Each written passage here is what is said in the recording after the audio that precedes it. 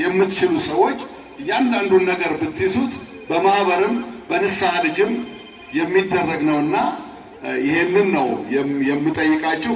እኔ እዚህ መድረክ ላይ ወጥቼ ለምኜ ከጓደኞቼ ጋር አፍሬ አላውቅም። ልማት ኮሚቴው በፍጹም አፍሮ አያውቅም። ጊዜውን ሰጥቶ እየሰራ ነው። ስራ የቀዘቀዘ እንዳይመስላችሁ ከስር እየተሰራ እስላሙም ደግሞ 21 ቀን ስለሚጠብቅ ነው። አንድ እስላም ለመሙላት 3.5 ሚሊዮን ብር ነው የሚያስፈልገው።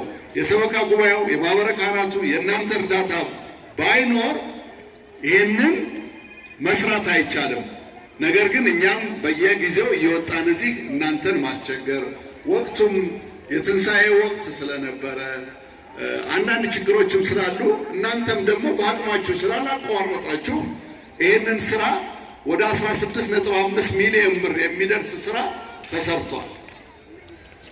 ከዚህ ውስጥ እንግዲህ ወደ 5 ሚሊዮኑ ማህበረ ካህናቱና ሰበካ ጉባኤው የሰጠው ነው።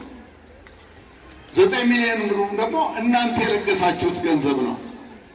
አሁንም ቢሆን ወቅቱ አስቸጋሪ ነው። የኑሮ ውድነቱ አለ።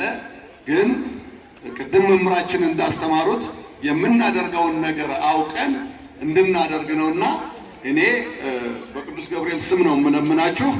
ይሄንን ተረባርበን ጨርሰን በዚች አንድ ወር ውስጥ ወደ ቢሮ ገብተው ታችኛውም ደግሞ የመጸዳጃው፣ የላውንደሪው፣ የመታጠቢያ ቤቱ አልቆ አገልግሎት ላይ እንዲውል ነው የምጠይቃችሁ። በልማት ኮሚቴው ስም አካውንቱ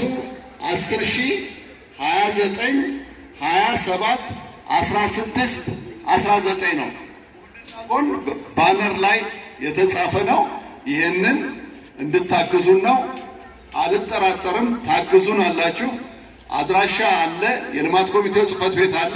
የለም ይህንን ስራ እኔ አሰራዋለሁ የምትሉ ከሆነ የስራውን ዝርዝር እንሰጣችኋለን። ያንን እናንተ ማሰራት ትችላላችሁ። በራሳችን ገንዘብ እናሰራለን ካላችሁ ይህንን ሰበካ ጉባኤው ይፈቅዳል።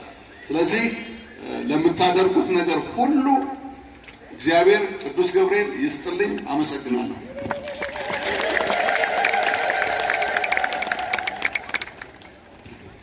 በደንብ አመስግኑላችሁ አምላካቸው።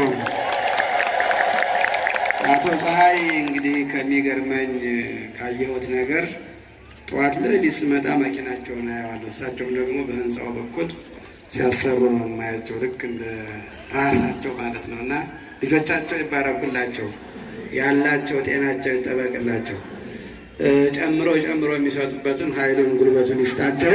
አመስግኑ።